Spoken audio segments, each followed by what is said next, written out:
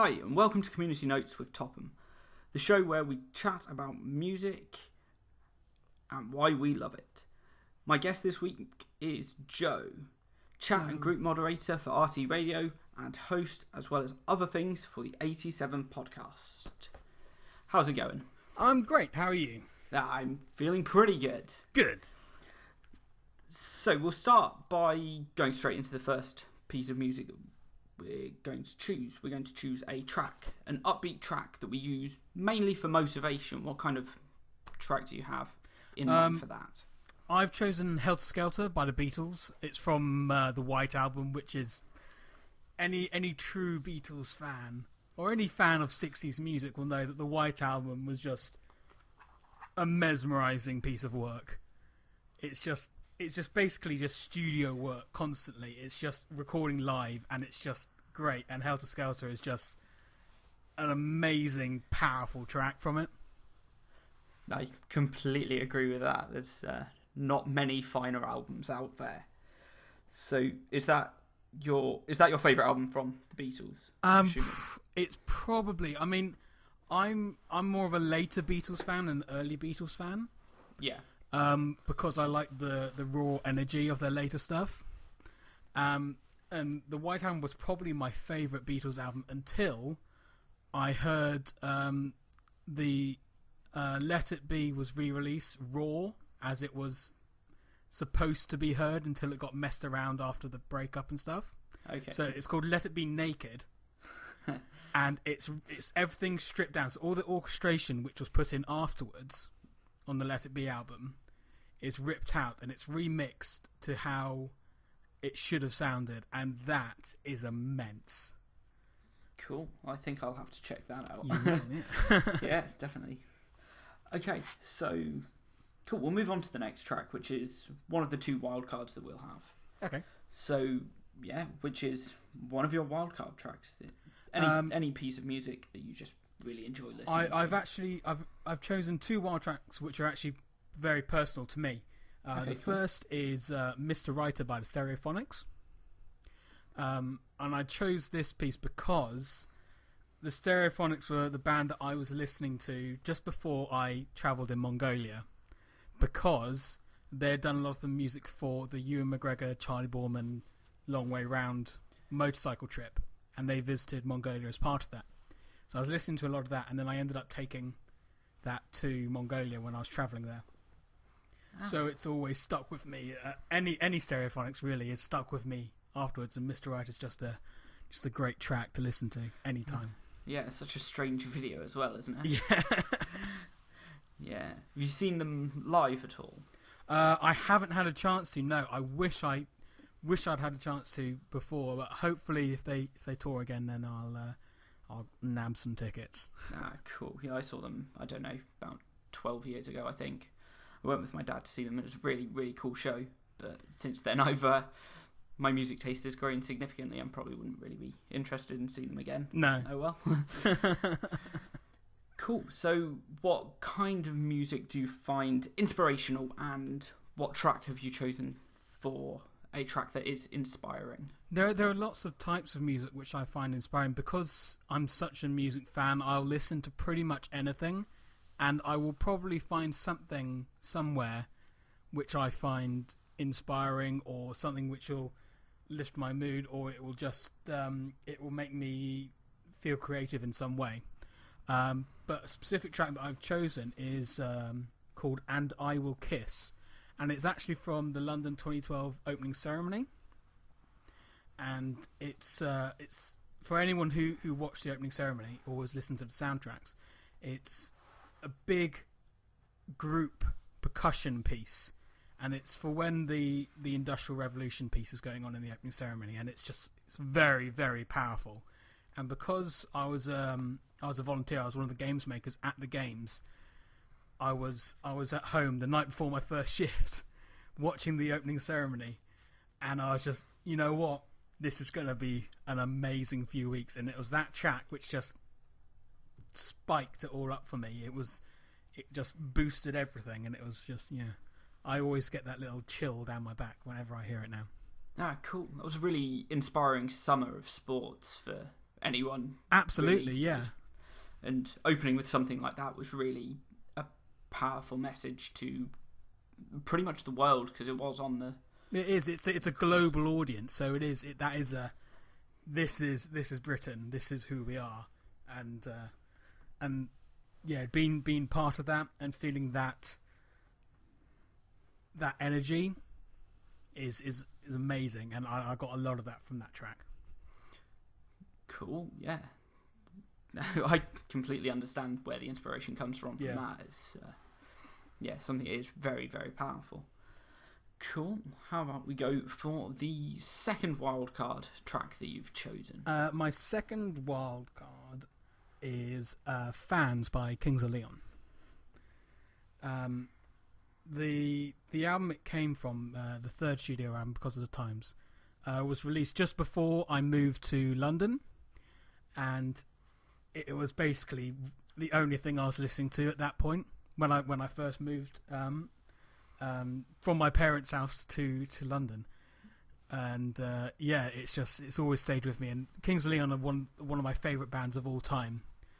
Thankfully, they returned to form with their latest album. Let's not talk about the two previous to that. Yeah. The first three were amazing. The fourth and fifth were awful, and the sixth is a definite return to form. I've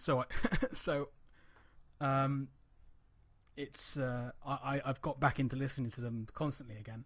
But Fans will always stay with me as basically like the anthem to the summer when I moved and my first term at university. Ah, cool. I'm just trying to think of a question related to that track. I'll go again with, have you seen Kings of Leon perform live? I have. I've seen them 4-5 times.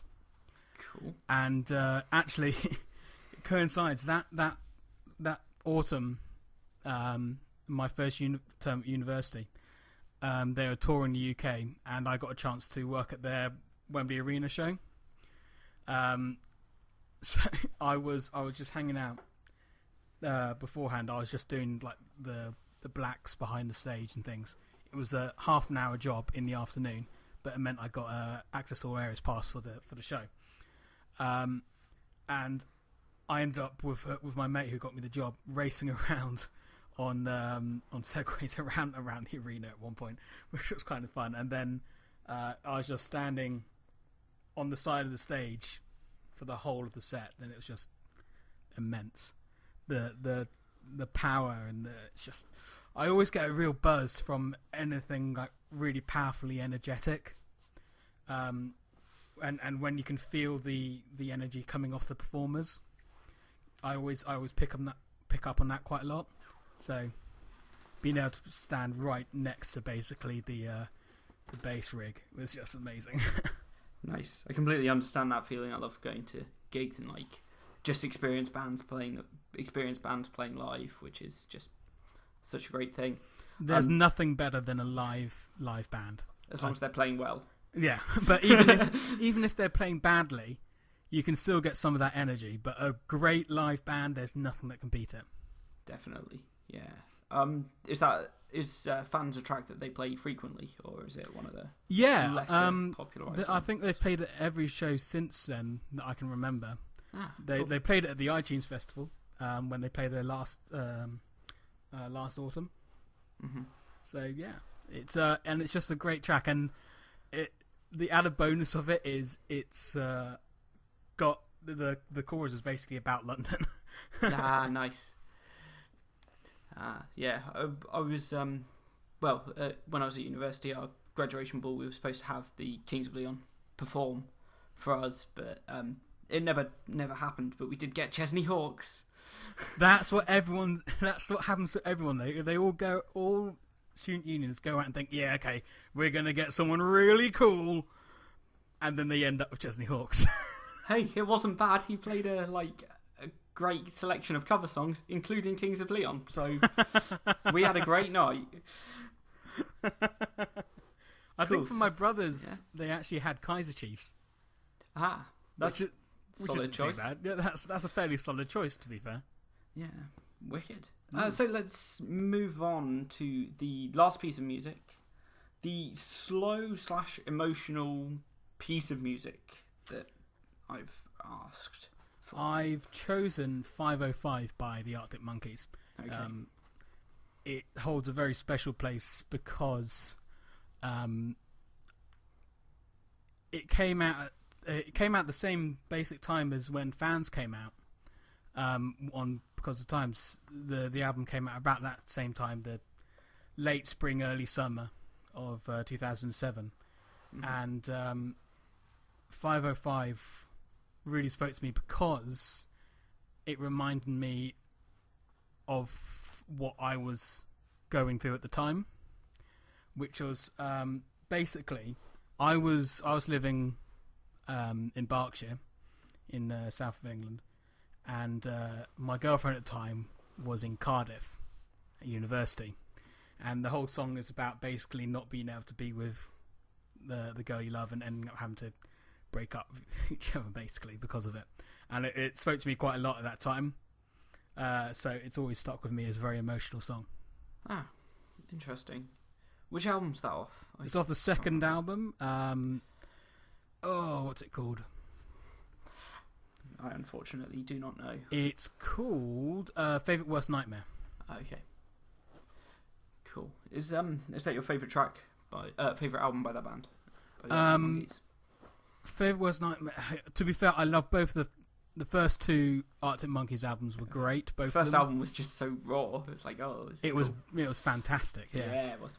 The second album, which was Favourite Worst Nightmare, was great. I loved basically every track from it.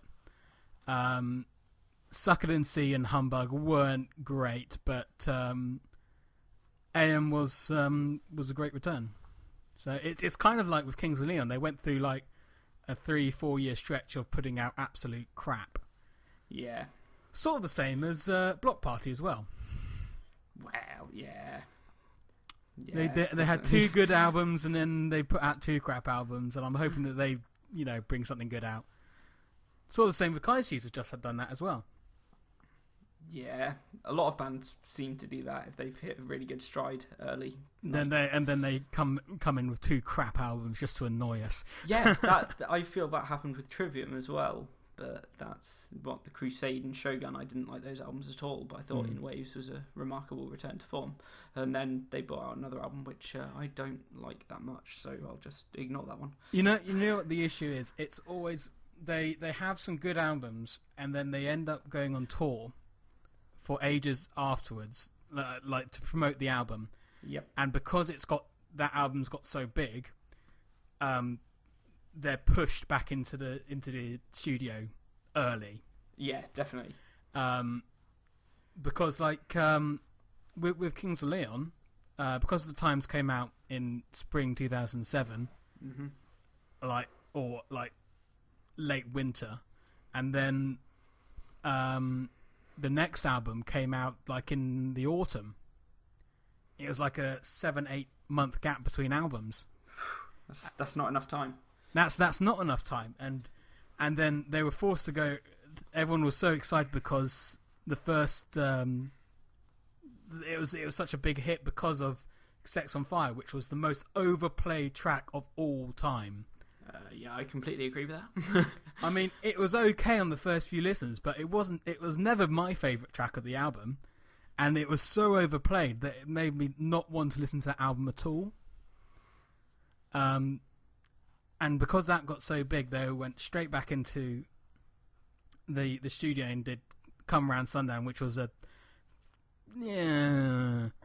kind of album, Yeah. There was no spark about it. Yeah, it was the album they were expected to make rather than the album they really wanted to make. I think so, yeah. And now they've taken some time out, and Mechanical Bull is a fantastic album. It's got the energy back. Which Come Around Sundown didn't have any energy, and Only by the Night was just, there was some energy on a couple of tracks, but not enough. Yeah. Cool. Right, let's move on to the final 3 questions that I want to ask. Okay. So, if you could have any superpower, which one would it be? And which of your 5 tracks that you've chosen would be your theme? Oh.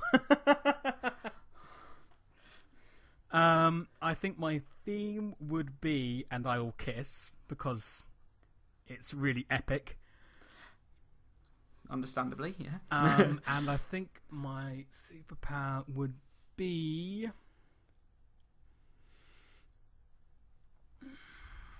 It's a toss-up between strength and speed. I think I'm going to go for speed. Nice. Solid choice. Super Definitely speed. one I'd go for. Yeah. Cool. You have to listen to only one of these songs for the rest of time. Which one do you choose?